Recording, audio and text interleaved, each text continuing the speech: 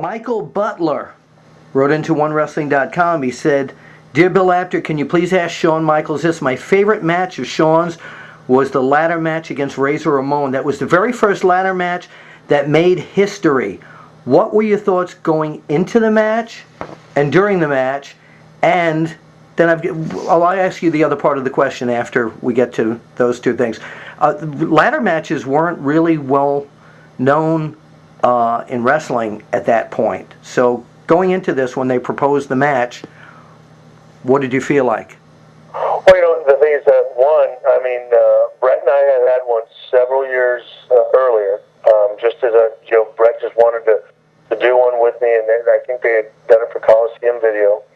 And then, we sort of redid them later on with Razor Ramon and myself. And the one thing is that, Scott and I had actually been doing ladder matches in a lot of the live events prior to WrestleMania, and they had heard about them and heard they'd gone well, so then they decided to book it for WrestleMania. So certainly from a confidence standpoint, Scott and I felt good about it going in because we knew it was a good match, and we certainly had some experience at him at that point.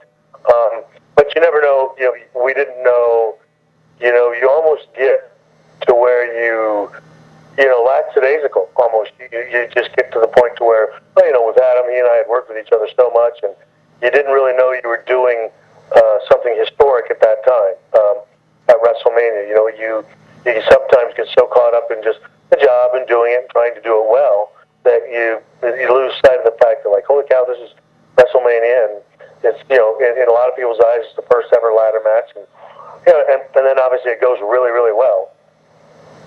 But I don't think at that time Scott and I were constantly thinking of going out there and trying to make history and doing something that would perhaps set a standard for quite some time. It certainly did. It certainly did. Now, what the second part of his question is, as you know, Razor Ramon, Scott Hall, is dealing with so many demons in the past few years. Are you in touch with him at all? And if not, is there something you could say to Scott Hall to maybe help him on his road back? Well, I mostly keep in contact with Scott through Kevin.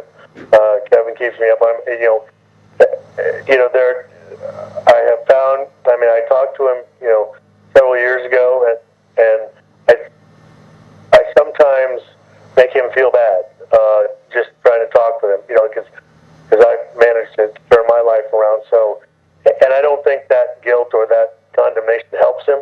So I sort of, just I go through Kevin, and I let Kev know, tell him that I'm praying for him, and if he needs me, call. I'm there,